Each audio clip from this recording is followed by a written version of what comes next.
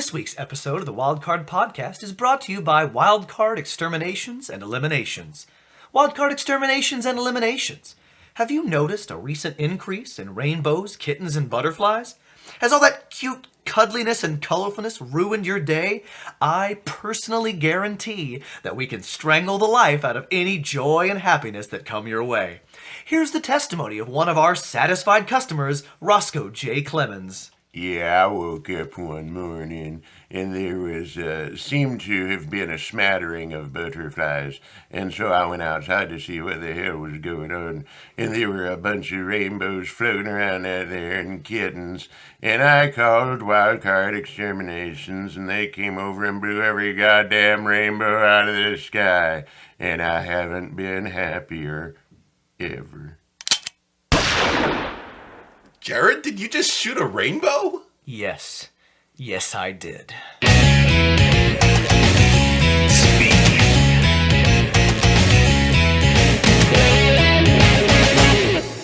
Welcome to the Wildcard Podcast. I'm your host, Jared Eaton, and my co-pilots on this journey to wherever are my good friends, Jeff Curtis. Hello. And our Dark Lord, he who shall not be named. I love all of you.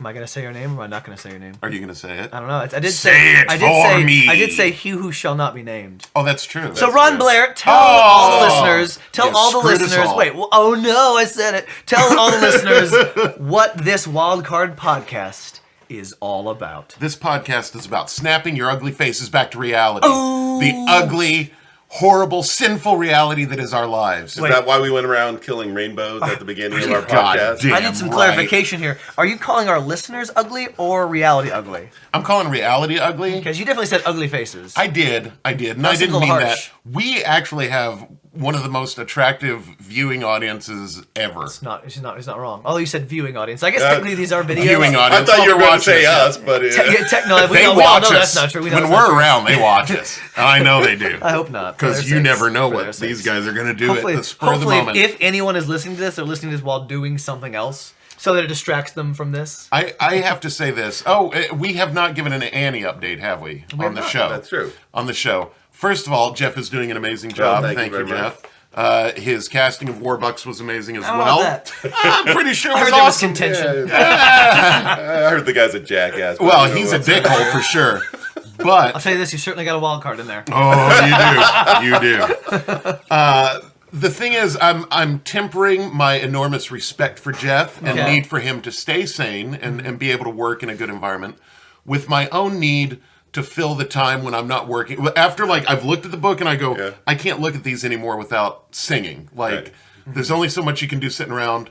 And so I made up a game the other day with Jake where we sit there. This came about Friday night. The game is, let's watch the stage manager, Mackenzie Hoyer. Let's stare at her, and then when she looks at us, we look away. Yeah. And so we stared at Mackenzie Hoyer for about 5 minutes. And she kept, she would look down and grab her drink and then tilt her head away from us and drink. Mm-hmm. Or she'd be looking at her phone and then she would immediately look up and to the left at Jeff and what was going on, never looking at us. Acknowledge you. And I told Jake, I was like, she sees us. She's a teacher. She sees us. She knows what we're doing. And after about 5 minutes, she looked at us and I said, look away. And we looked away and she laughed and we laughed. And I said, we were staring at you. And she goes, yeah, I know. So she won the game. She won the game, hands down. But then we did it to Nate Jones, and we won. We won so much. Did you win hard? We won so hard. Because Nate was like, what are these idiots doing? And we were like, we're scared. I like Nate a lot. It's fun. It's a whole lot of fun. I could see Nate being confused by the whole thing. Oh, yeah. At first, he was like, what the fuck are these morons doing? You want to confuse someone. Go for Donovan. Oh, yeah. We tried it with Donovan, and it didn't so much work. Oh, really? Yeah. Okay. Yeah. Bless your heart, Donovan. He would probably get it. I feel like he would probably like, you're staring at me until I look away. I get it. Right. Donovan's looking at everything at all times. I've noticed that in staring at Taking it. in all the things. Yeah, he takes it all in. He notices it all. So now, never mind. I was gonna make a suggestion to you stare at like Lindy or something, but staring at teenage girls might not be good. That's not probably not a good call. Right. Probably not a good call. No, and that's like staring at the lead of the show, and that's distracting because she's never not working. Yeah, she's constantly working. Best of us. Oh, yeah. So, Undoubtedly. As a slight teaser into what we're getting next week. Oh, tease. So our favorite question today. Let me set the stage. We may want to tell them this doesn't happen normally. This is a new thing that we're trying out. Yeah, a little bit of tease. I'm not telling what next week's is, but this is I'm thrilled. A little hint, I'm very excited. A little hint about it. But we normally both the guys don't know. Both the other guys know what next week's Jeff and I be. usually don't know. We have a chance to get prepared, Yeah. which is unusual. So the teaser is you've got Ron's Wildcard Ultimate Challenge. That's a bit of a recurring thing where he puts the two of them, Jeff and I against each other. Yes. You've got Jeff's What If episodes, right, where Ron and I have to solve these scenarios. So next week you're getting my take on one of those. I love it. So here's our little setup for our favorites question today. Okay. You're walking down an alley. Shia LaBeouf. Well, perhaps, and some hoodlums or some Cannibal Shia LaBeouf. Actual cannibal, and some hoodlums or some ruffians. Are in your path. Some ne'er-do-wells. And they're preparing to stop you, and you are getting ready to enter a fight. Okay. It is clear that this can only be solved with violence. Right. Okay. Great. Which movie character is backing you up in a fight? Oh! I have backup. You've got that's it. You get one backup. I get one Who is backup. your backup? John McClane from Die Hard, undoubtedly. Interesting. Yeah, undoubtedly. I'm going with Rocky. All right. Well, I'm going. See, I was tempted with Stallone right off. Here's the I was thing. like, I didn't shit, say Rambo which on your back. human because I'm choosing Predator. Oh, that's not a fight. That's murder in the streets. Darn right it that is. He's backing me up. John McClane would like throw a punch or and John McClane's going to come out of it bloodier than the guys he beats. Oh yeah, undoubtedly. But he wins. He'd pistol whip him in broken glass. Yeah, so somehow glass is broken. He's walking through it. Right, barefoot. We all win the fight. Oh yeah. Rambo has a minigun. Well, that's what I'm thinking. When Jeff said Rocky, I thought that's reasonable. Rambo, not so much. He reaches into his holster and pulls out a minigun. I'm picturing Rambo take that boot knife that he's got and just like chucking it at somebody's forehead. That knife that also duplicate. You can use as a sword or anything. He gave himself stitches with it. I'll say this: Predator has the best offensive capabilities of all three. Agreed. But I don't think his endurance is as good as your guys's. Yeah, John McClane and Rocky can take a beating. Yeah. Rocky's thing is taking a beating. That's both how of he your wins guys, his matches. they're like the Indiana Jones way of fighting. Of you're gonna beat the crap out of me, but somehow I'm gonna run your head through a propeller or something. Right. And I will endure long enough to take you down.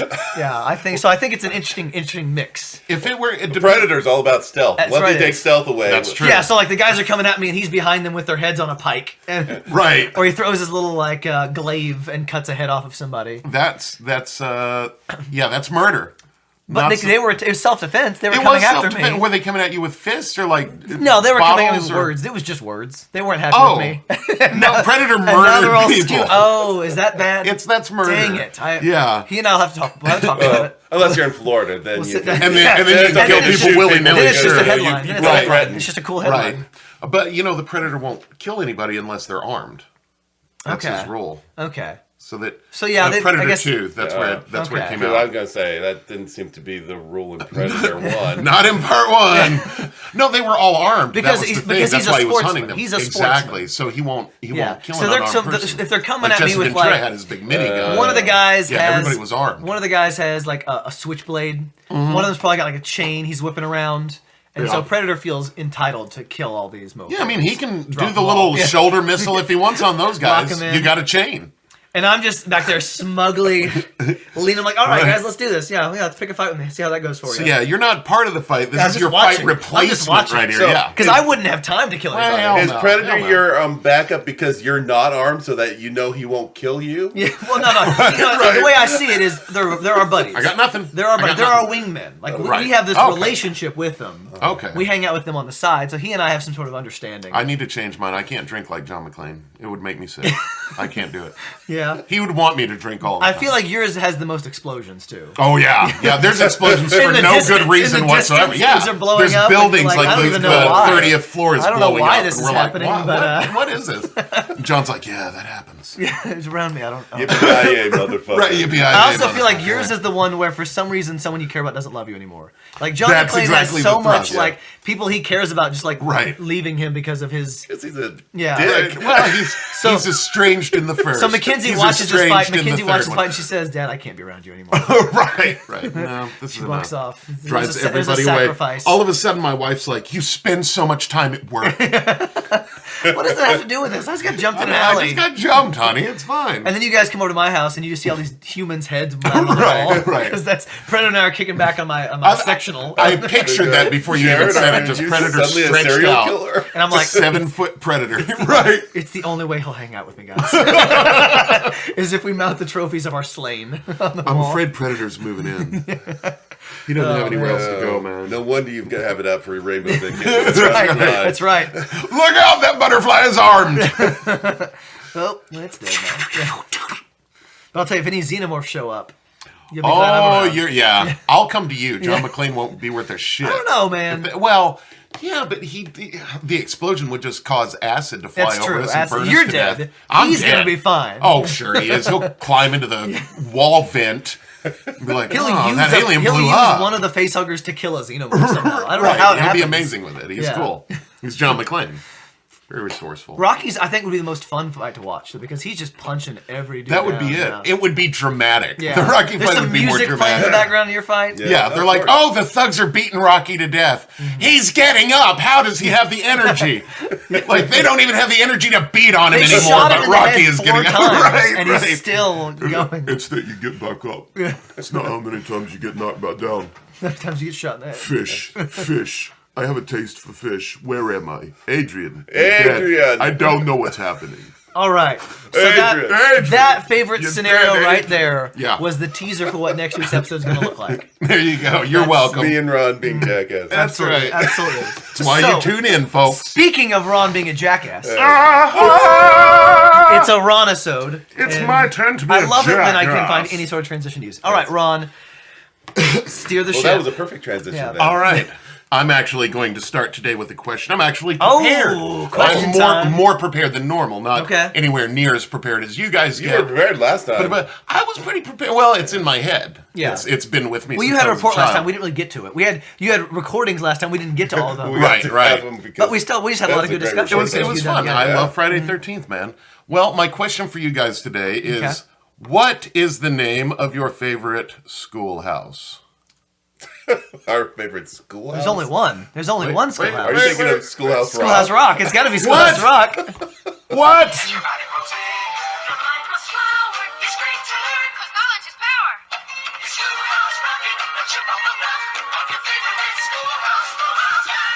Now, I'll be honest. That's right. I don't know that theme song.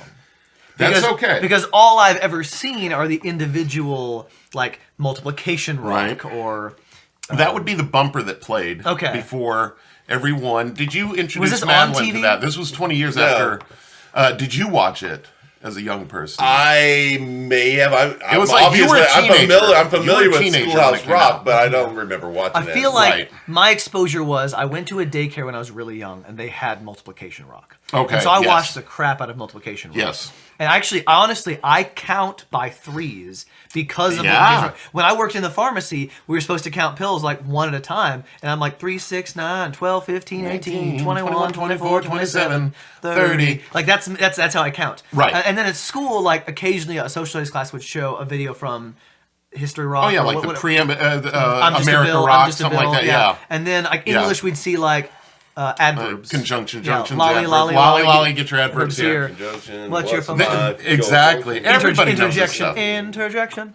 And Jeff, I figured you being so steeped in music as you are, that you would appreciate definitely the educational aspects that it provided at the time when, Saturday mornings were great, but you'd have Justice League or something like that. In the 70s, you'd have Bugs Bunny, stuff like that. And Schoolhouse Rock would come in for a 3-minute little segment. Yeah, in between. And then you're learning about really important subjects. The first season was completely multiplication rock, and we'll get to that. Good. And if memory serves, it was around 1976 or so that happened.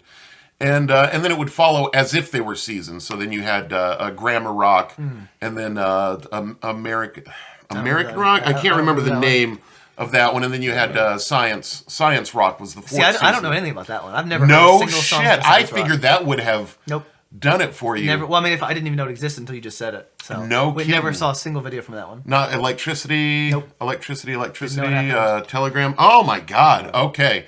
Well, that's something for you to There explore we go. because it's right up your alley. I got Predator in that alley too.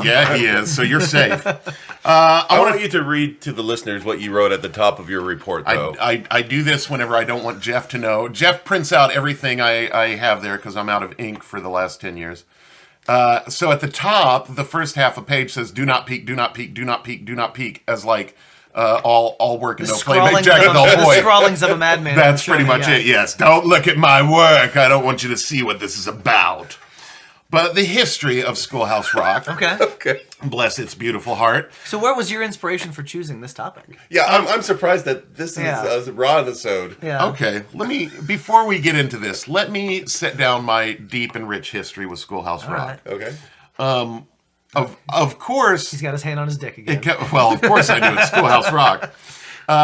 In the 70s, I grew up with this. I was watching Saturday morning cartoons, and then in the 80s it continued, and so it was just a part of our lives.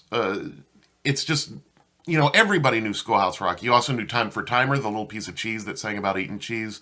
Whatever Timer was, I don't know what he was. And then Louie the Firefly came out later. These PSAs, educational PSAs. Never the what was it? The after school special. I never watched any of those, unless we did in school. I used to like to watch the after school. Well, they specials. were great, weren't they? Yeah. There's a moral lesson. And See, that means I know those terms, PSA and after school special, but I don't recall anything like that when I was a kid. No, you wouldn't. We were with it when it was network TV. You'd get 4 channels, and they would. When they had the after school specials, though, is when you had 3 channels. You had the networks, and you might have 1 or 2 independents if you're close to a city or something like that. Yeah. Whereas, now you have whole channels of cartoons. Well, that's it. You've got local and national, and I think they had to. Because as children's programming, they had to include a certain amount of educational material. That's why they would throw in the Schoolhouse Rock stuff. That's why they would put in these after-school specials. See, we had PBS. That was supposed to be. See, we had PBS, but these augmented all of that. That was like ABC giving back. Okay. Yeah. Educationally, right? Which was great, and some of those after-school specials were really good. Yeah, some of them were really strong messages, which was great.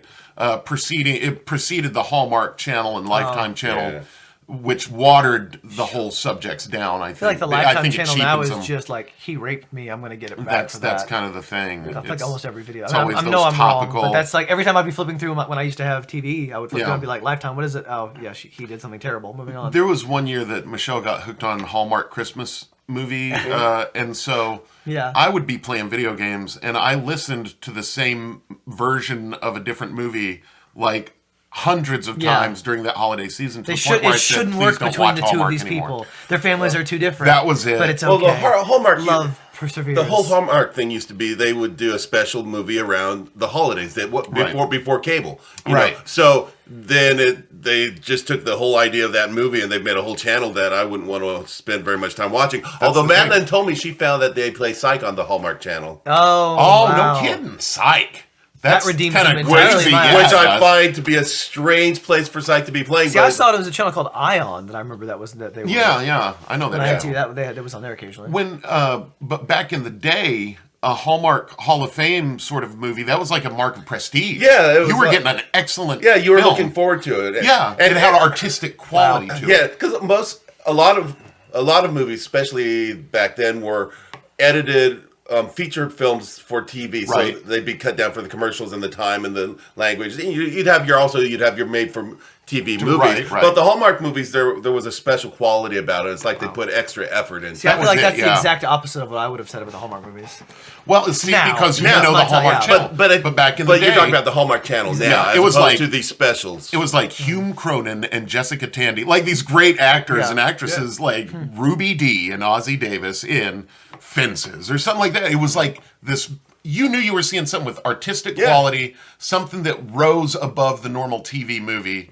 And it was always family oriented. So always, yeah. But it was quality family oriented as opposed to just being a label to. Because I feel like Right. The thing I would say with today is there's a lot of, and this is probably bigger like 10 years ago, like 2010, a lot of like Christian movies that were coming out, like Facing the Giants. And I don't know if you guys ever saw any of those, or Flywheel. No. And there were a lot of like, there were church that would make them, but you know, they had money, so they made a movie, but it was like, I'd watch it and be like, I'm crying. Not because this is emotionally involving, like most of my church was. Right. My church would love those movies. Sure. And I'd be watching it and be like, I get it. Like, I know the point you're trying to make, but it's behind such poor directing and acting, and that, like, it loses everything for me. Right. But that's because that's what I look for in those kind of things. And they were just looking for a good message, and I was looking for not a crappy Something movie. that rises above that. Right. Well, okay, I want to get back to this, but yes. Back to Rocking the Schoolhouse. Rocking the Schoolhouse. This was an idea that came about by an advertising agent named David McCall.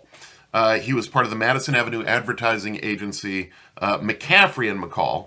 And one of his sons was having trouble in school remembering the multiplication tables. But he knew all the lyrics to the current rock songs at the time. Because it was always talk to great kids decade about that. for rock. Whenever I use vocabulary in biology and kids are like, how do you remember all this stuff? I said, think of all the songs that could play on the radio right now and you could sing along to them.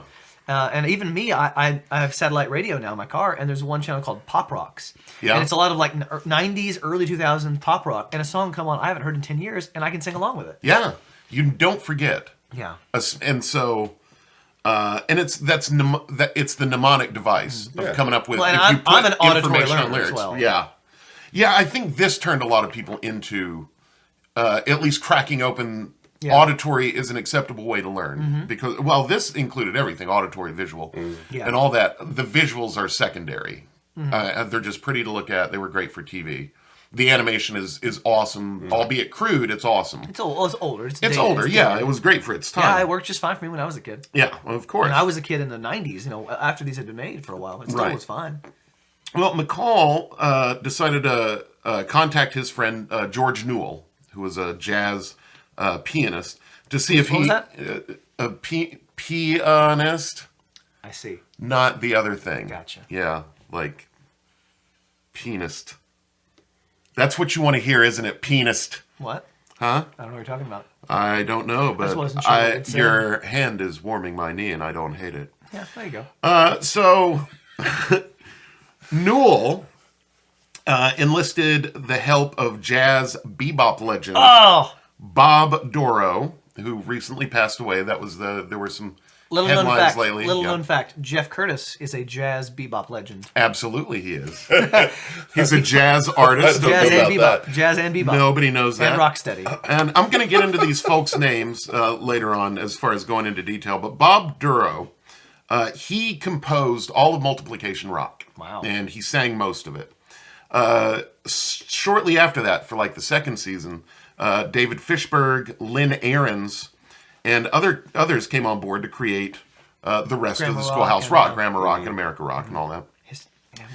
And so they came on board, and then they enlisted musical talent with distinctive voices. Because if you listen to it, those voices are unique. Yeah. They're great. And that included jazz singers Jack Sheldon, Blossom Dearie, Grady Tate. It was just called History Rock. History Rock, okay. Pop singer Ezra Mohawk, and Ezra Mohawk. Wow. And the Tokens, the band who did The Lion Sleeps Tonight, did one number off of Science Rock, which Jared's not familiar with. Huh? So the first song recorded, which we've done, this song has made its name through several of our shows, is 3 is a Magic Number. 3 It's one of the best, isn't it? It's a magic number. Yes, it is. When I had it's bought... a magic number. I heard that when I was 5-6 years old. Sure. And I probably haven't heard it much since. When you were 5-6 years old, there was a resurgence. There's like a resurgence of Schoolhouse Rock every once in a while. We had it on VHS. It was a VHS tape that my daycare had. When Mackenzie was born, I had bought the DVD collection for it. And so from like the time she was 3 or 4, it was Schoolhouse Rock all the time. We would listen to it repeatedly, watch it repeatedly. And for me, it was that nostalgia factor that just took me back to being a child.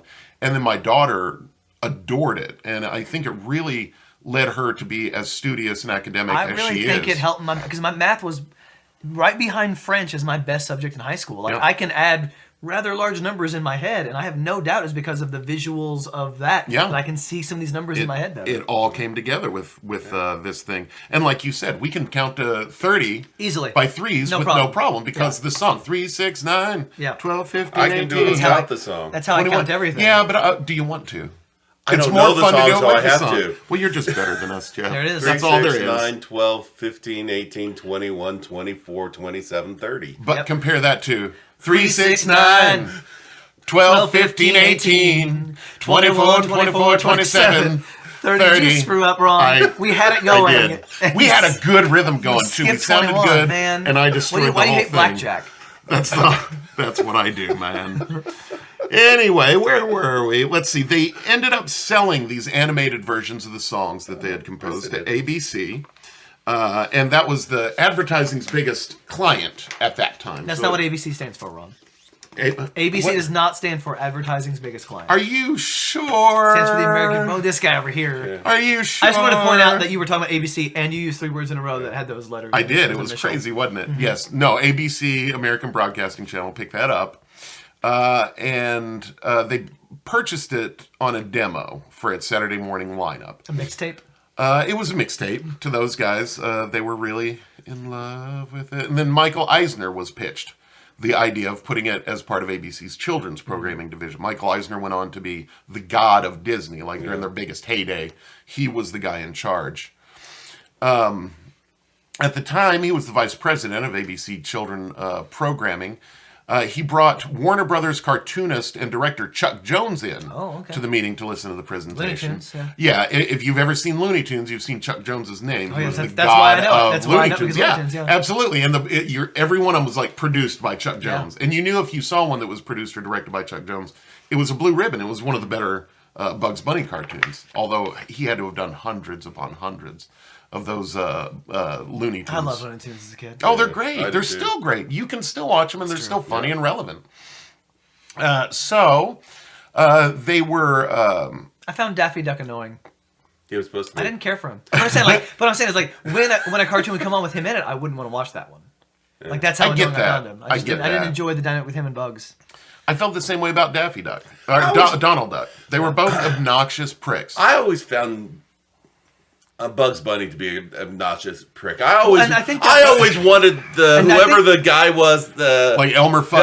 I wanted Elmer Fudd to actually succeed in killing him. I think that's why I didn't like Daffy, because when Bugs was a would go prick. up against anyone else, I had no problem rooting for Bugs. Right. But when Bugs went up against Daffy, Daffy was obviously the better person. Like he was obviously he was superior. And so I'm like, something about like in my little child head, I'm like, I don't think I like Daffy. No, it was I didn't like Bugs. Yeah, he was a prick. He's like that anti-hero in everything. When you go, oh, Curly in Oklahoma, he's a dick in reality. The kid from Christmas Story lies his way through every situation. He's an asshole. Yeah. He's one of those lovable anti-heroes. Who was not a lovable anti-hero was Chuck Jones. Oh. And so they decided... Was it lovable or was it an anti-hero? Well, neither or both. I'm just trying to get back on track. Sounds great. So they had their producers cut 3 minutes out of each of their shows on Saturday mornings and had General Foods, the cereal producer, sponsor each of the segments. And this show stayed on the air for 12 years. Can I just say that these jazz musicians probably made more money off of the songs for Schoolhouse Rock than I guarantee they it. did The rest of their career. in their I guarantee careers. it. You're working for television. Well, That's where the money and is. as wonderful as jazz is, and I love jazz, Yeah. you don't make very much money at it. No.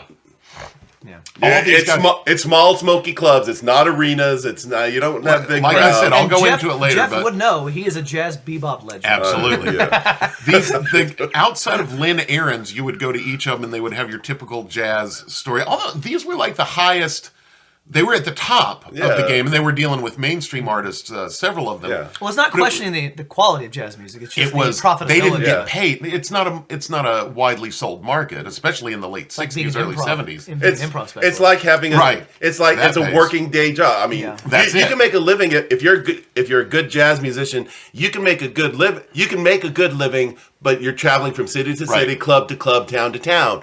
But you're not making the millions of dollars you associate with pop or rock Right, artists right. or country artists. You have to love the music. And doing these little, these little songs for TV would be a steady. Not only would you get paid for doing it, you get a residual Royalties. check Yeah, every time. It's a day job. Every time every time it airs, and so that's money that keeps coming in, whether you're touring or not. Absolutely. In fact, one of the artists, and it was the rock vocalist Ezra Mohawk. we'll get into her later, but she had been a part of so many rock stars' albums. She had a career. Nobody knows her name, and yet, she's on, nothing comes to mind. It's in my notes here. I'll get to it later, but she's traveling with all these rock acts at the time, and she's essential to their success. Nobody knows who she is. It's her job. Yeah.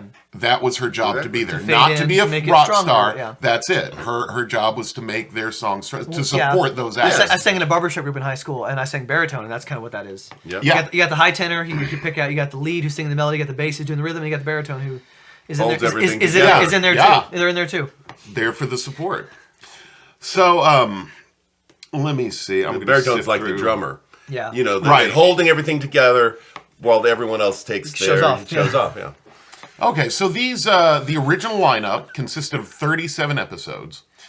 They were recorded and produced between 1972 and 1979. The producers were George Newell and Tom Yohe. They were the executive directors and creative directors of every episode, with Bob Duro as the musical director. The first season, Multiplication Rock, premiered in 1973 and included the entire multiplication tables from 2 through 12, with one episode devoted to the power of 10, which is My Hero Zero. Instead of multiples of 10, it was 0, and then the original series was followed in short orders by a new series run from 73 to 75, which is when Grammar Rock landed and ran all those years. And that, of course, included the nouns, the verbs, the adjectives, and the interjections and conjunctions and adverbs. All that, pronouns, prepositions, and later on, the predicate with Mr. Morton, which came in the 90s. We'll get to that, but there was that resurgence, and then they added more episodes in the 90s. Let's see, where was I? And that's when they started adding these other talents, like Jack Sheldon, who was on the Merv Griffin show years previous, and Lynn Ahrens, who at the time she had done a few things. She worked for Captain Kangaroo, but we'll get to why Lynn Ahrens, as far as musical theater, is one of the most important figures of our time. And yet she doesn't have the name like Sondheim or Weber or even Kander and Ebb or Gary Shitstain. We don't like him. Gary Shitstain. Gary Fucker Shit. We don't care for him. He's kind of a dick. Yeah. And you don't want to do that. You don't want to be a dick. I don't want to be around him. Which is why no one can name any of his shows. Nope. Gary's an asshole. That's what I'm going to name him from now on. Fuck you, Gary. So, these guys, they contribute, once they were brought on, they contributed to the end and plus in other decades. Yeah. Where they re-released Money Rock, which I'm not going to go too far into Money Rock. I'm not familiar with that. Because they suck. That's why. Economics, though? Yes, that's exactly what it is. It was in the 90s, and then there was Earth Rock. Oh, okay. Which I've never heard of one, so I can't. I'm not even going to touch them because I'm not familiar with them. I've never heard any. Because Ron doesn't care about the Earth. I don't care about the Earth. I've heard that the Earth has a lot of rocks, though. There are some rocks. So, in fact, I've got an Earth Rock outside. Whoa. Is it my ashtray? No, that's glass. Yeah, it's beautiful glass. So, to coincide with the United States bicentennial of 1976, when we all got excited, there are pictures of me as a 3-year-old with red, white, and blue Speedo swim trunks, like a baby child with those tacky clothes that we wore in the late 70s. I had a collection of the bicentennial coins. Oh, yes, the Franklin Mint. Yeah. That was a big deal. The Franklin Mint will provide you classy commercials right there. Yeah. I was not even a thought. I was 11 years away. Your parents weren't even thinking about 11 you years at that away time. from existence. Yeah. Right, exactly. My parents would have been graduating high school about that time. Your parents were watching Schoolhouse Rock. No, they would have been graduating high school. Okay, well, they were still watching it because everybody watched it. It was great. You should ask them about it. Probably won't. Okay, that's fair. So those aired in 1975. Calling up my dad right now Absolutely. on the podcast. Dad, do you remember Schoolhouse Rock? Yeah, I watched it in high school. So that aired in 1975 and 1976, the America Rock, or History Rock. And then that covered such we can structures like I'm Just a Bill. We can be pretty confident if it says history, it's American history. They're not going. Yeah, they're not. They're not going international. Here's the European history. Ba, ba, ba, I don't think that was Can you ba, sing How a Bill is Made song? Can you do that? I'm just a bill, yes, only a bill, and I'm sitting here on Capitol Hill, where I get stuck. Okay, that's as far as I go. Pretty good. Important moments in American history. That's the only one I remember from the Can US. you do Daddy Warbucks' Really? songs with that voice, though? Can you sing his Oh, songs with that? absolutely. I made me a Cordell, get me. I wanted to do it like Mason Verger. Cordell, come and help me have this orphan over for dinner. Sounds like you're going to eat the orphan. Well, that's what I'm going with. I ate my own Sonny face, Bean. and it wasn't bad. Papa Beans. Cordell, find me a child to eat. I'm feeling peckish, Cordell. I've got the taste for flesh like a mama bear, and I don't want to lose it. Why are you calling Cordell to come over and help you?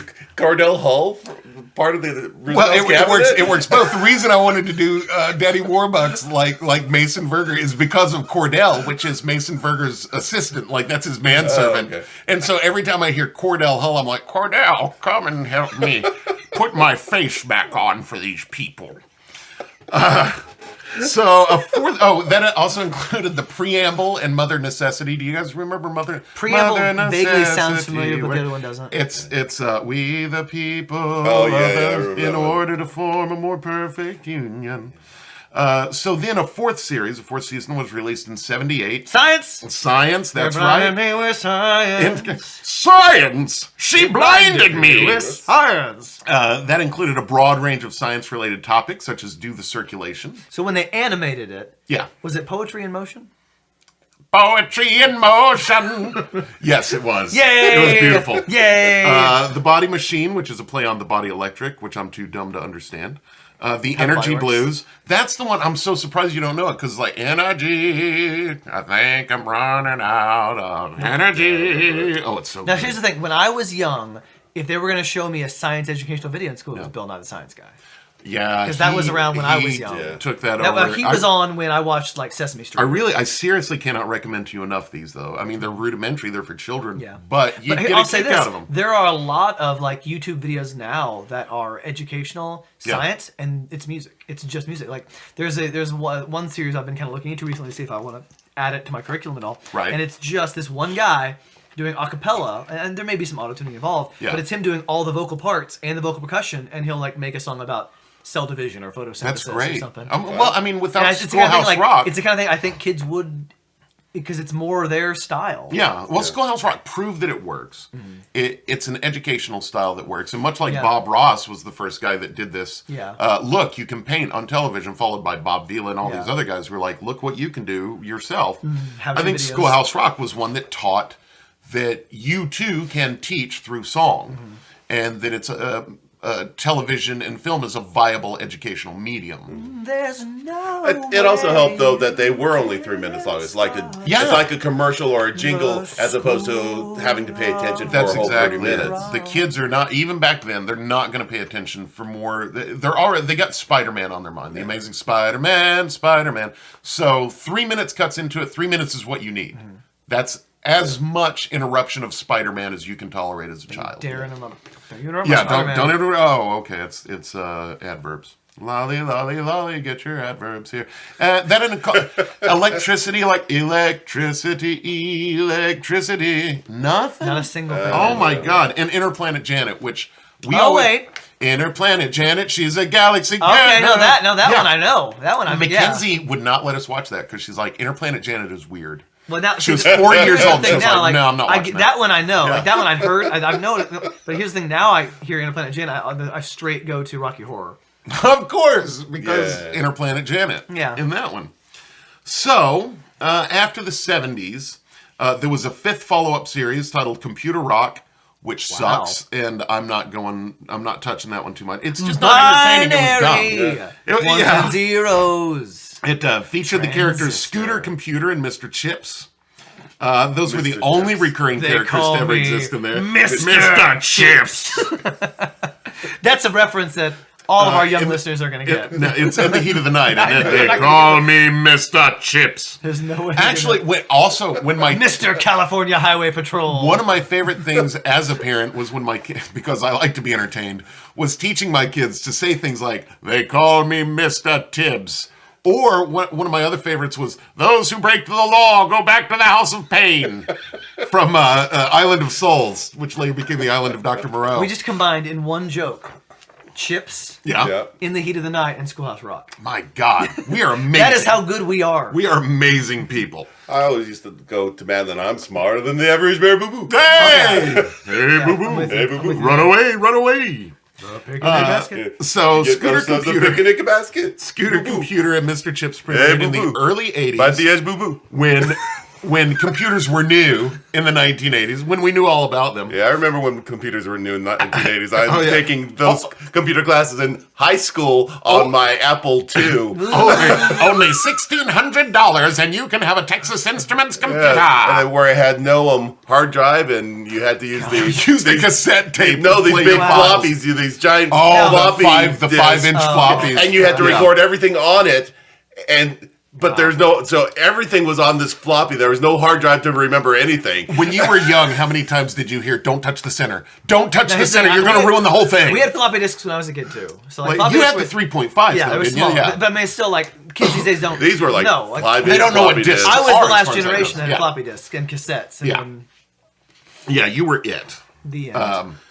I was So the end yes, of the line. there were only 4 segments about home computer technology because it was really early. It was new, And yeah, it was you new. didn't market that until like the I late played 70s Oregon with Trail. Texas I played Oregon Instruments. Trail. On my, Yeah, that's the thing. You would go to school and be on those big clunky Oh, it was things great. and play Oregon it was, Trail. But it was like an escape. Like for us, that was the best part of our day when we would get to play these games on these Oh, computers. when I was in It was 7th incredible. grade, we had to. One of our assignments was coding a choose your own adventure stuff. Well, I think it was just make a like game. adventure style. game. Yeah, it was like make a text game, but me Yeah. and my buddy were like, let's do a choose your own adventure kind of thing. Nice. And that was the most fun, is just coding all that to make like a Zork-like game. Mm. Yeah. Zork, the hardest goddamn game ever made, even to this day. Don't watch Ready Player One. It makes it look easy.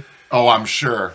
But, Northwest, you see a mailbox. Northwest, Yeah. you see a mailbox. Northwest, you can't go that way. Well, where do I go? Go south, you get eaten by the mailbox. That's exactly it. There's a gaping cave to the south. Oh, I must need to go to the cave. You're dead. What? I just went to the cave. The wizard blew your face off. You were eaten by a grue. Exactly. You were eaten by a grue. That's right. With the rapid advance of technologies, the segments of the Computer Rock stopped after airing after 1985, and they weren't included in the reruns in the 1990s revival. But honestly, with the speed at which technology progressed in the 80s, you couldn't do a relevant educational video. Yeah. Because every 6 it was months you would outdated. want to do it. Yeah, the microchip was always evolving several times a year. Processing was getting faster every time a year. If you look at computerized technology in the great span of time, it's a brand new technology still. Yeah. And it caught hold quick and then just kept running. I almost did a episode about the birth of video games with Nolan Bushnell doing Atari. Yeah. But it actually starts in the 50s with these supercomputers. Yeah. Computing technology. And Computer games are my longest running type of gaming because that's Yeah. I didn't have a lot of the stuff when I was a kid, but I remember playing games at school. Well, I figured talking about the history of it wouldn't alienate Jeff with like if I were to talk about Elder Scrolls. I've never Jeff played is an going to Elder be Scrolls lost. game. You'll I understand would a get it, little but bit. I've never played them. Well, when I'm like, a Khajiit is a big cat. that's the cat. An Argonian is a big lizard. Yeah. Jared would know a little bit. You would probably not have much to say outside of, hey, there was a big lizard in Krull. Or He would something like that. think, I wouldn't are you making? know that. He would wonder if Ron was making this up on the fly. Or if I still think he's making it up. I don't know the language now you're which speaking. which character do you usually create? I like Khajiits a lot. Yeah, they're stealthy. Love pussy. I do love pussy. They're Pussycats. Whoa! They're Wow, cats. we've They're suddenly cats, taken, guys. we've taken a long cow. drive. I can back hear to- you guys. Get your heads out of the gutter. I didn't My mean goodness. to have that longing No, look we're- in my we're- eye when I said the P word. You're I'm sorry, leading, guys.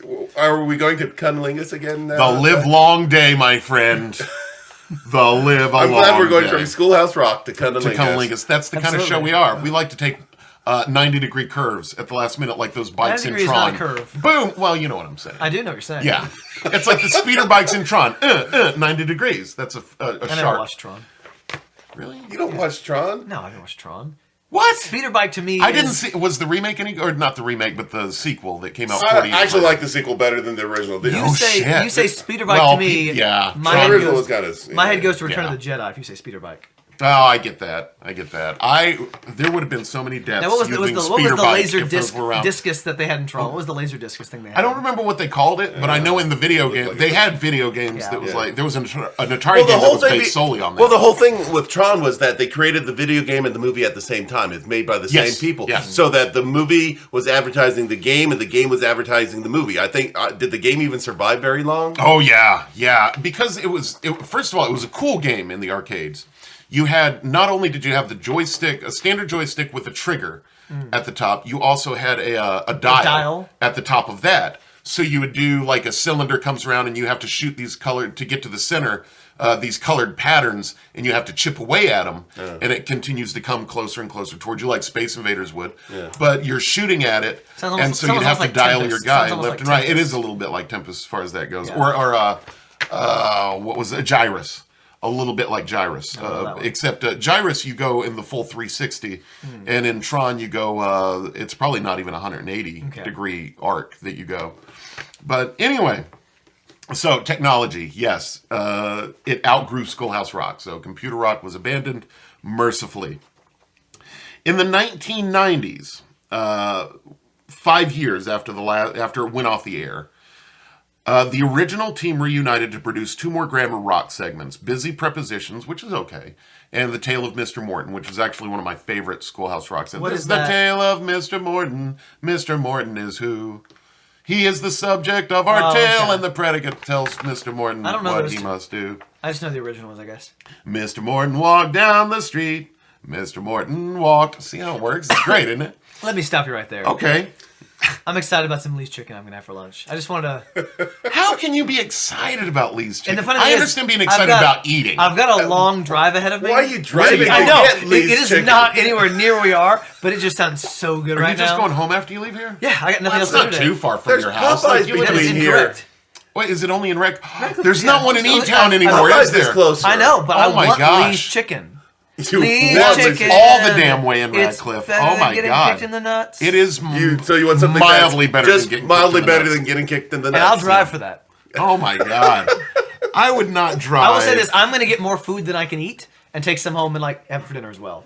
I'm probably gonna. So you're in a day for just mediocrity right here. I'm great. I'm going to excited settle. with this. I'm just going to settle. Yeah. I feel Not only am I gonna drive settling, I'm all the working. way out. I'm working You're really working hard hard to just settle. to settle. Yeah. That's like me going down to the But Lee, like driving out of my way to go to the gas station in Muldrow you have to because the understand, chicken fingers they have. Lee- I need Dodge chicken. Lee is one of the patron saints of the podcast. He is one of the founding saints. Ruby LaFoon. Yeah. They are founding members. Colonel. Yeah. Colonel. Our Colonel. podcast is built on a layer of deep fried. That's goodness. true. That's true. I feel like And deep fried other stuff. Yeah. the Colonel should have had an eye patch. I feel like he would have been better with an eye patch. The pirate Colonel. Only Jeff Yeah. looks better with an eye The patch. Jeff can pull off an eye patch. He did Well, it in because Jeff Star looks like a Trek. pirate. You look like a pirate too. Well, I am a pirate. I'm a real life modern pirate. Jeff looks like the captain. You look like the guy who's cleaning the poop deck. but specifically asked to clean the poop deck. I'm the dumb guy that the hero finally gets past because I'm like, they're boarding. Okay. Jeff is commanding everyone to board another ship, and you're looking in the wrong direction. Right. You're like, right. I'm waiting for it, guys. I don't know where it is, but as soon as it's here, I'll be ready. I'm the guy whose only purpose is to see whether or not Indiana Jones resurfaces with the submarine. That's my go. job. And then I fuck that up, I'm sure. No, I don't see Indiana Jones. Anyway, That was a good detour. this in 95, after the resurgence of these 2 extra Grammar Rock Have you ones. been born yet, Jared? Have you Wait, been 95? Yeah, I'm 11. I'm 8 Yeah, years he's old in 11, 95. 87, right? Yep. 87 you were okay. born? So this was I'm in followed first by grade Money or second Rock, grade. which Second discussed money management on a personal and governmental Sounds scale. awful. Money management. I know, it does nothing. It sounds so You're fascinating. making personal There's like- choices. There's like one. It's Let's like balance a budget. it's like blah blah blah blah. You when wanna you're put walking this on much Wall away in Street, savings so and that- it's it's like is this the song about Wall Street? I can't wait to listen. Show me how to write a check. And the music is good. Like, the music is actually interesting, but you go, Of course it is. God, this topic sucks. I don't want to watch it, and I love Schoolhouse Rock. And the music's good. But anyway, the Walt Disney Company acquired Schoolhouse Rock in 1996. That's why you have VHS copies and DVDs and 30-year anniversary and all that. When it acquisition to ABC, Capital Cities, ABC Incorporated, it was only one of 2 children's shows, the Bugs Bunny and Tweety Show being the other one, to continue airing after the transition to one Saturday morning, which was the 90s, exploitation of Saturday morning cartoons, because everything became exploitative in the 90s. Like, it was all about continuing to rake in that money. Yeah, absolutely. So, after 27 years, shortly before the show's 30th anniversary, it stopped airing in the year 2000. Newer episodes, though, were being released directly on I don't video remember ever seeing it on TV. No, I remember watching it at school occasionally. They'd do like a little segment where we'd be talking about something and they would show a clip. Right. Or at daycare, but I don't remember being on TV. Well, it was seen airing reruns on Toon Disney, big movie show block in 2004. See, I never watched the Disney Channel. I never watched the Disney Channel, Yeah. No, I would have. 2004 was my junior year of high school. So yeah, you wouldn't have been interested in that at all. But it got removed from the schedule, I guess, for lack of interest, which is sad. It's completely sad. And that's when the series officially came to an end on television. It hadn't been seen since 2000 on TV, which is sad, because I still feel it's viable and important. Ron is actually shedding tears. I really am. I'm surprised that they haven't sold the episodes to Sesame Street and incorporated them into Sesame Street. Well, I don't know that Sesame Street would take it Disney due to owns Disney doesn't sell anything. Well, I thought Disney owns the Henson Company too, don't they? I don't think so. I thought they did. I thought Disney. They was own Marvel. They own Star Wars. I don't know. Yeah, might even own Pixar now, but I don't know. Well, let's do a fact check on that whenever we can. I'll look it up. So, in 2002, however, the old team reunited to produce a new song. I'm going to send your vote to college. I'm going to send your vote to college. Yeah, I'm going to send your vote to college. The Electoral College. Oh, okay. It's about going over the Electoral College. That was written by George Newell, performed by Bob Duro and Jack Sheldon for the release of the 30th anniversary DVD. This is the one that I bought, that Mackenzie and I watched repeatedly. And then, let's see. There was another contemporary song called Presidential Minute, which I'll admit, despite my owning the I've never heard that song. I owned the collection, but what song? I just wasn't interested. I wasn't listening. The Presidential Minute. Neither did children or any of us. I would have only 3 people in the room, and I wasn't listening. I'm not going to lie to you. Honestly, I'm bored reading that part. I don't. Oh! It says the Muppet Show was owned by Disney. But not the Muppets entirely. The TV show, I don't think so. Oh wait, 1989, the company entered merger negotiations with Walt Disney, but the deal fell through in 1990. Let me keep talking. And that was it. I'll keep noticing you. Well, when the theory of climate change was really hitting big, honestly, it has been since the 70s when Schoolhouse Rock really was in just there. a theory? I don't want to fight No, this. no, it's Well, not a here's the theory. thing. It's obviously happening. I don't want to talk about it. Yeah, I'm gonna I get know. angry. I know. But this premiered in 2009, Earth Rock, which was supposed to be, environmentally conscientious theme songs. And then in 2013, and I think this is kind of cool, George Newell and Bob Duro appeared at the Kennedy Center in Washington, D.C. as part of their ongoing series of free concerts for the Millennial Stage. Yeah. It was deemed the largest attendance to date of the venue. Duro played 5 songs, accompanying himself on the piano. He played 3 as a magic number, Figure 8, which is more haunting than any multiplication song should ever be. And it's one of my favorites, honestly. I am so deep in a Wikipedia hole right now. It is like you would not You're through the rabbit hole there. How many times the Jim Henson Company has been sold different places. But it does look like Disney now owns all Muppet-related trademarks. So that I don't know they own the Jim Henson Company. I don't know if that would be the PBS Sesame Street, though. I don't Sesame know if Workshop, that's a difference. Sesame didn't own Workshop Sesame has the permission to use the term for Sesame Street characters through a license with Disney. Okay, so they do. The word Muppet is owned by Disney. Should they choose to, they could integrate Schoolhouse Rock in there. I just don't think they want to because it infringes upon the artistry of the current people who are doing that show. Oh no, I can see that. I totally but it would see make that, sense, wouldn't it? Or it'd make sense that PBS would run blocks of Schoolhouse Rock. Yeah, because it's a great fit. Because Madeline and I used to watch Sesame Street, and she figured out how to read before she started school from just watching Sesame Street. You learn how to count by going 1, 2, 3, 4, 5, 6, 7, 8, 9, 10, 11, 12, and the pinball flies around, and that's still cool. I learned how to take a bath with Rubber Ducky.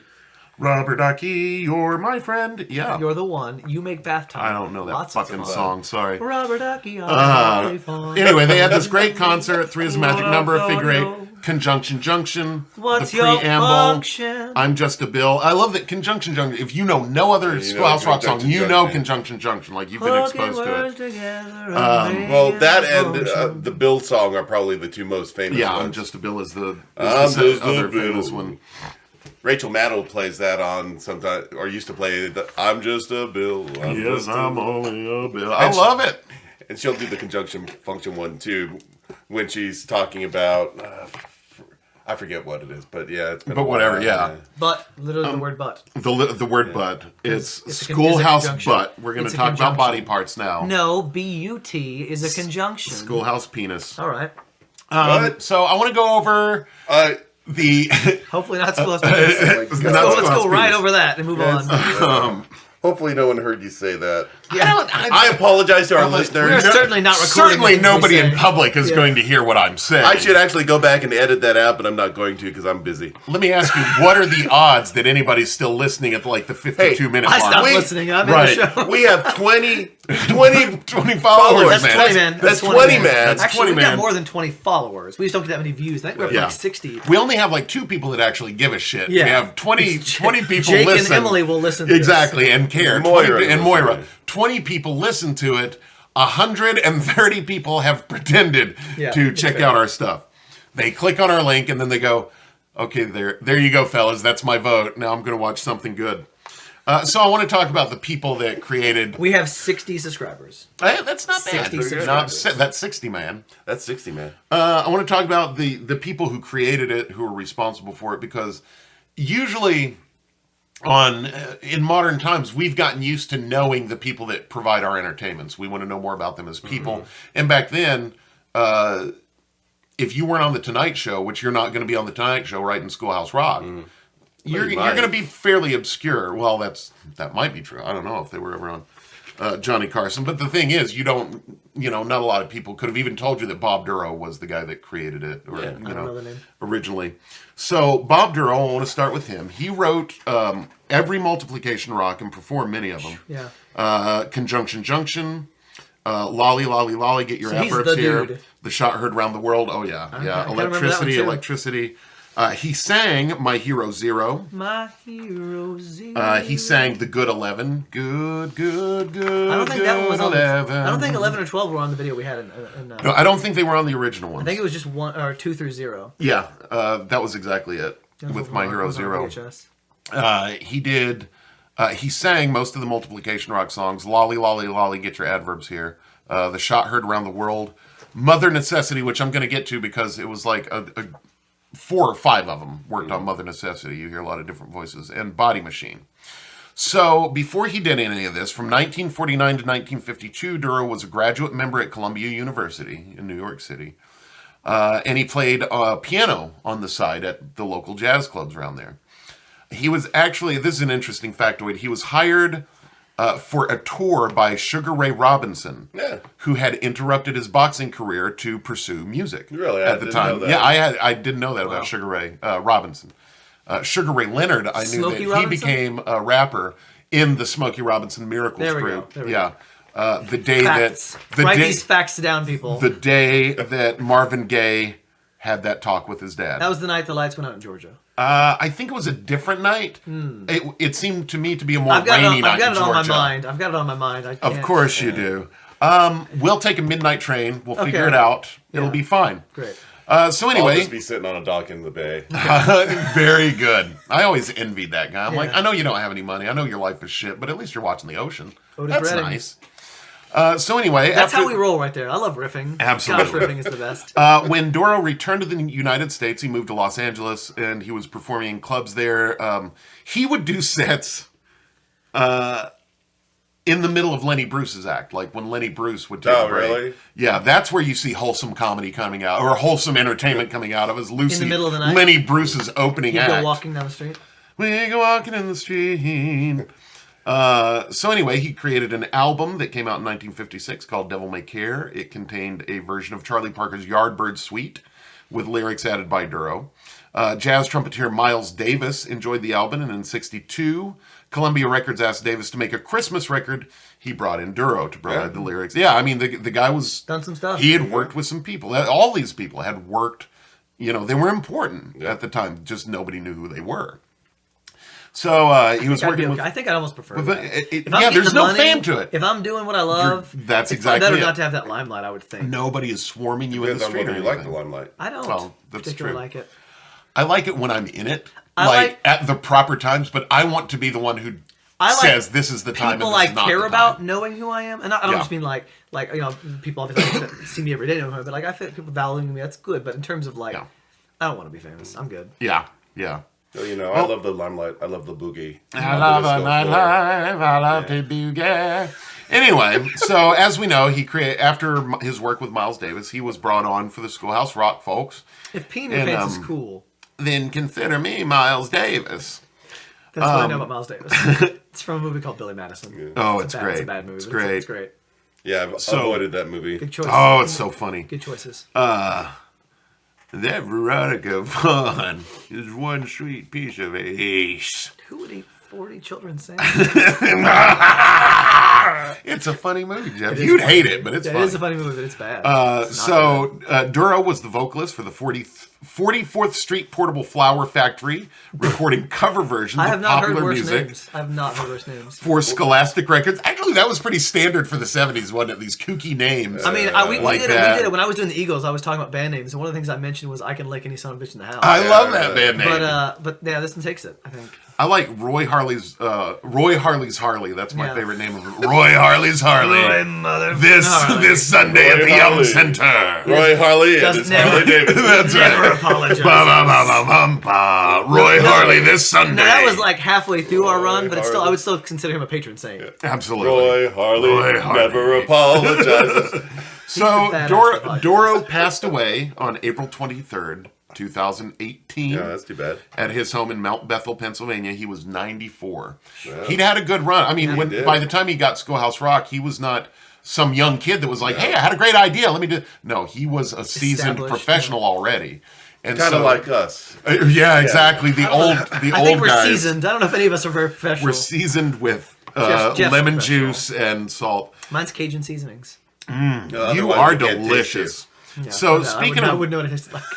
speaking of songs that nobody cared about, God bless this guy, Dave Fishberg. It's a dumb name. He wrote and probably a performed quality guy, but man, it's "Walking dumb. on Wall Street," which you go, I'm "Oh, this walking is on fun! Wall Street. Yeah, it's This like is so Memphis. much fun!" You actually got the tune Yeah. close, but I love "Walking in Walking Memphis." is One of my favorite songs. 10 feet over. He wrote "750 Once a Week," which is one where a dad is Paid? like, Is that about, like, it's, budgeting? It's like, yeah, it's where a dad goes, "Here, you have $7.50," and then the moral conundrums this kid runs How do I into later in spend the it? day, like, "Oh, if I buy this, I can't buy that." I mean, it's actually a valuable lesson that no child gives a shit about learning. That's the problem. Money management. They finally, it's so they interesting. finally hit the threshold of, no, I'm not going to listen to this no more. But he also wrote, "I'm just a bill." So he did it. yeah, I know the So guy he did started so off amazing. strong, and they're Oh, like, yeah. I guess we should bring him Yeah. back. Now, this when the kinda sucks. 90s happened, he was like, let's write some money stuff. He never has to write anything else if he wrote, I'm just a Fuck, bill. no, he I'm doesn't. just a-" Residuals off of that? Well, even if he doesn't Even make another SNL song, SNL it's just parodied the that one. pride. Yes, they did. Just the pride of having that song that Absolutely. everyone will sing forever. oh, yeah. I would settle for everybody that knows if no one song. knows who I He's am. like the director that did a pretty good movie once, like maybe an indie film. So Right, they bring right. him on, and it's a terrible movie. But you're like, well, It he just did that takes one. one. It he takes did that one. one. We tried again. No, he still kind of Yep. sucks. He had a good idea once, and that's better. So before he did that, he played solo piano at a duplex in Greenwich what? Village in 1957. duplex? At a duplex. Just someone's house? someone's He house. was just out somebody's house playing a piano. So he's in his own house, probably. Yeah, right. playing. That was a Hey, duplex. come on over, guys. Pay me like saying he a shopped in nickel Kroger and I'll once. play the Yeah. piano. But he became known for his work with Carmen McRae, Ben Webster, Gene Krupa, Bud Freeman, Eddie Are you sure he became Condon, known for this? Well, No, these were big these names. These are all were jazz big, people. okay. These are actual people. Yeah, and he went into comedy later. He was known for writing his humorous songs, including "I'm Hip," which he wrote with Bob Duro, "Blizzard of Lies," "My Attorney Bernie," which is his most famous. Beanie Bernie? Beanie Bernie. "Do You Miss New York?" "Peel Me a Grape," "Quality Time," "Slapping the Cakes on Me," "I Want to Be a Sideman," Oh gosh, And- that took a turn. and Van Lingle Mungo, whose lyrics consisted entirely of the names of old-time baseball players. How does Mungo feel about that? He feels like Jerry felt I about actually that, want to like hear Mungo these Jerry. songs. I know. It piqued my interest. In the 70s, he worked in In Los the Angeles, 70s. where he recorded his albums, and of course did Schoolhouse Rock. And then in '86, he moved to Portland, Oregon. Ooh. He was the co-recipient of the Golden Raspberry Award for Worst Original Song in 1981, having written the lyrics to Baby Talk from Burt Reynolds' I didn't film. realize the Raspberries have been around that long. Yeah, they've been around forever. Zombie. Fishberg is a Cranberries. longtime baseball fan, and he's been a member of the Society for American Baseball Research since 1984. Here's a shorter one because we're running out of time here. Grady Tate, who you could Grady hear in Tate. I Got Six, Naughty Number 9, which is awesome, and Fireworks from America Rock. He was a drummer on The Tonight Show for 6 years with Johnny Carson. During the 70s, he was a member of the New York Jazz Quartet, and in '81, he played drums and percussion for Simon and Garfunkel's concert in Central Park. Solid. Yeah, Solid. no, he was the man. He died of bloody complications of Alzheimer's in 2017 at the age of 85. One of the more interesting names here, Blossom Dearie. That is an interesting name. She was the one that sang Figure Eight. She has that very distinctive, haunting, pretty voice. Beautiful voice. Unpack Your Adjectives and Mother. publish She was another Mother Necessity where she was in that. She recorded in 1962 a commercial for Hires Root Beer. It proved very popular, and the LP Blossom Dearie Sings Rootin' Songs was released. I found that fascinating. That's glorious. Of course, she was on Schoolhouse Rock, and then later on, her voice and songs were featured on the soundtracks of films including Kissing Jessica Stein, My Life Without Me, The Squid and the Whale, The Adventures of Felix, and The Artist. She also recorded songs with folks like Lyle Lovett. Oh. And today she continues to perform in out, clubs up until 2006. Ooh. Among her most requested songs were Peel Me a Grape, I'm Hip, and Quality Time, the ones by Dan Frischberg. Oh, Frischberg, that's right. Yeah, that Frischberg had done. Oh, we can get to Mohawk here pretty soon. Oh yeah, I'm waiting for that. Anyway, she was on British television with Peter Cook and Dudley Moore several times. Guest of Jack Parr on The Tonight Show many times. Was on The Danny Kaye Show. Merv Griffin. She passed away in February 2009 of natural causes in her apartment in Sheridan Square in Greenwich Village. Natural causes always sounds super sketchy to me. Don't they? Like it sounds like a tree fell on them and Everything's they caught natural. fire or something. Like a natural phenomenon to come. One voice that you definitely know is Jack Sheldon, who sang The Body Machine, Them Not So Dry Bones, The Energy Blues. Those are all the science ones. Them bones, them. That's so how it dry started. bones, them Mother bones. Necessity, I'm Just a Bill. He's the guy that sang I'm Just a Bill in Conjunction Junction. So you know Yeah, I that know Leon that. Redbone-ish kind of voice. I'm just a bell. Rufus Xavier Sarsaparilla. Oh, wait, I know yeah. that one. What was that? Rufus Xavier Sarsaparilla. Is that Grammar Rock? That's Grammar Rock, yeah. Pronouns or Busy something Prepositions and The Tale of Mr. Morton. He sang those. That's what he's best known for. He also appeared in one episode of Johnny Bravo as the Sensitive Man. I know Johnny Bravo. You know Johnny Bravo? I'm not familiar with Johnny I was going to Bravo. say, really Johnny well. Bravo was a cartoon. Came out when I was older, but it was like a Cartoon Network cartoon. Yeah, I was an older kid. Or, Okay. no, I was a full-blown adult, Yeah. as was Jeff when that came out. Jack Sheldon was also the voice of Louie the Lightning Bug in a series of animated musical public service announcement aimed at children during the 80s, which promoted electrical safety. And I remember those very well. They were great, these PSAs. Let's see. He sang the tune King Putt for the World According to Goofy parades at Disneyland, which ran for 5 months. I threw a Steve Martin joke in there for you. Yeah, Thank you, and picked I up on appreciate it. that. I love King Tut, where Blue Lou Marini comes out of a sarcophagus. Sheldon parodied his own performance in I'm Just a Bill in an episode of The Simpsons called The Day the Violence Died, where he is an amendment to be.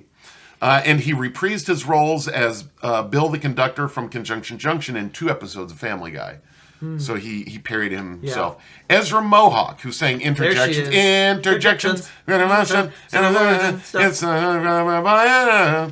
Suffering to Suffrage, Mother Necessity. She was also a mother. She had a very Janis Joplin kind of sound to her. Under the name Sandy Hurwitz, she was discovered by Shadow Morton, who placed her songs with both. All these people sound made up. No, and they're totally not. Jeff will remember these.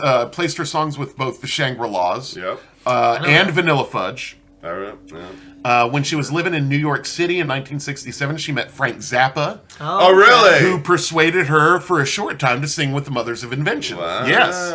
And then he signed her to his Bizarre Records production company. Her first album, Sandy's album Is Here at Last, was released on Bizarre Verve in December 1968. This needs citation according to Wiki, but she was scheduled to perform at the Woodstock Festival in August 1969, but her manager missed a turn, resulting in them barely arriving before the end of the last act on Friday evening, so she was too late to perform. Well, from my understanding of Woodstock, and I was 4 at the time, so it's just stuff I've read later. Right. Wasn't there so many cars parked for miles that you had to get out and walk? Yeah, there was no you had parking. a helicopter to come in. If she was late and she didn't have a helicopter, she was walking for several miles to get there. To get there and learn that she wasn't going to be performing. Yeah. So after that, she has also worked as a session singer and a background singer for John Mellencamp, Carole King, the Jerry Garcia Band after Grateful Dead, Kool and the Gang. Oh. I mean, she continued working. Let me see. Cyndi Lauper had a hit with her song "Change of Heart." She wrote "Change of Heart" in 1986. Yeah. She had such a great voice. In 2011, she provided the lead vocal for an animated short film produced by TDA Animation about the struggle for gay rights called "Sufferin' Till You're Straight." The spot featured former Supremes, Sherry Payne, and Susie Green, I'm assuming. She's been a longtime advocate of peace and environmental production. She's a member of the Board of Musicians and Artists for Peace and their Nashville coordinators. So she's a good chick. But like I said, her very distinct voice like Janis Joplin. Yeah. Oh, I've got to hurry here. Yeah. Lynn Ahrens, I'm finally getting to her. Yeah. She wrote, she performed in Noun as a Person, Place, or Thing, No More Kings, The Preamble, Three Ring Government, Interplanet Janet. She wrote Telegraph Line, Do the Circulation, The Body Machine, Interplanet Janet, Victim of Gravity, No More Kings, The Preamble, The Great American Melting Pot, which is my favorite of them, I think. Elbow Room, Three Ring Government, Fireworks, and Noun as a Person, Place, or Thing, Interjections, and The Tale of Mr. Morton.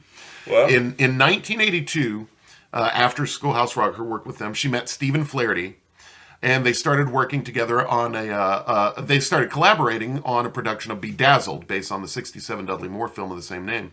But they couldn't secure the rights, so they had to. There was one that had Brendan Fraser and Elizabeth. Elizabeth Banks. Older, no, it's older than that. Elizabeth. And I can't. It was Hugh Grant's wife for a while. Yeah, I can't remember. I can't remember. Yeah. But anyway, later on, after that, they had a musical produced, The Emperor's New Clothes, for Theater Works USA. Their first professionally produced musical together was Lucky Stiff, which is really funny. That premiered off-Broadway. Their next musical... Elizabeth Hurley. Their next musical was Once on This Island. Oh, wow. Which premiered on Broadway in 1990 musical. And was nominated for 8 Tony Awards. Very good. Following that, she did My Favorite Year, which opened at the Vivian Beaumont Theater at the Lincoln Center in October 92 and ran for 36 performances. Andrea Martin got Best Supporting Actress for that. Ragtime followed, opening on Broadway in 1998. She helped write it? She wrote that, yes. Wow. Best Original Score for Lynn Ahrens and Stephen Flaherty. I would love to do that show. Yeah, I'm saying Lynn Ahrens, who wrote a lot of Schoolhouse Rock, is a goddamn legend in Broadway. She's amazing. Man. And then here's something that Jared will enjoy. Seussical opened on Broadway in 2000 and received a Grammy nomination. And so will everyone else in Hardin County this summer in July when we do Seussical. Absolutely, they will. Then they did Rocky the Musical, which is not the worst thing I've heard, but it's not the best thing I've heard. Yeah, somewhere around there. Let me see. 2012, it premiered in Germany. Of course, it's based on Rocky. Andy Carl, who's really good. Not terrible. It's not horrible. And it has a book by Thomas Meehan. Ahrens and Flaherty were also the ones that did the recent stage adaptation of the film Anastasia. Oh, really? Yes. That is with, one of my favorite current soundtracks. The book by Terrence McNally, who is an amazing... I don't think you've heard it. I can't say enough haven't. good things about how good that soundtrack is. I've heard a few songs. But I would line up right now to do that show at the Pack. So they collaborated on the songs for the animated movie Anastasia in '97, received 2 Academy Awards for that and Golden Globe nominations for Best Song and Best Score. The end title song at the beginning went to #1 and the soundtrack went gold.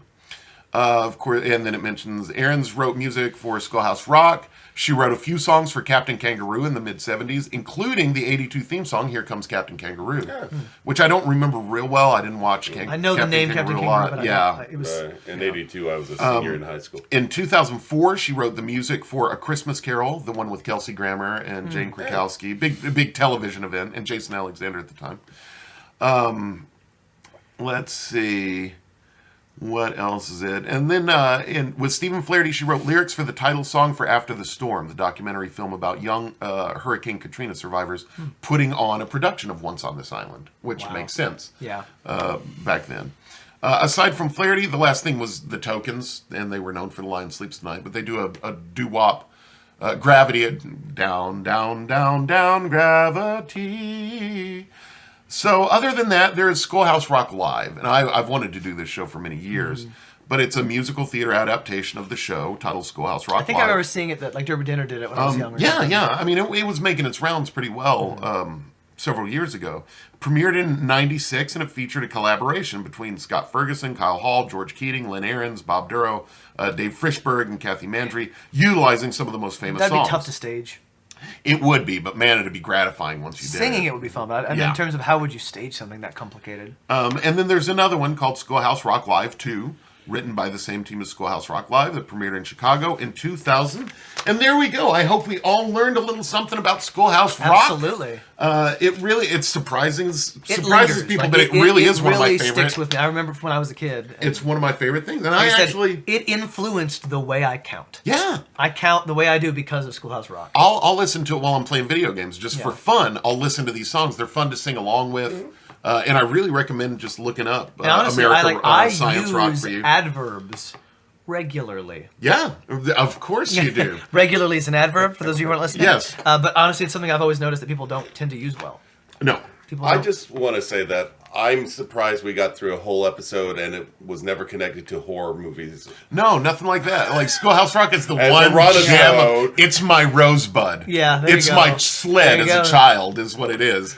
I adore Schoolhouse Rock. To this day, I still adore it. It's just that piece of my childhood I refuse to let go of. Yeah. And I'm still learning. You know, nobody ever stops learning. That's what this podcast is all about. Absolutely. That and whatever you said earlier. I forgot what you said I don't know. It was something horrible about ugly faces. Oh, that's what it was. To our most beautiful audience. Jared stopped listening a while ago. I was having to check so many facts for you. Like, I dare you to find me an unattractive deckhead. They're all gorgeous people. They're beautiful people. So, good on you guys. Speaking of you deckheads, thank you so much for tuning in. We hope to have you back next week. And until next time, stay wild. Stay wild. And bite the edge.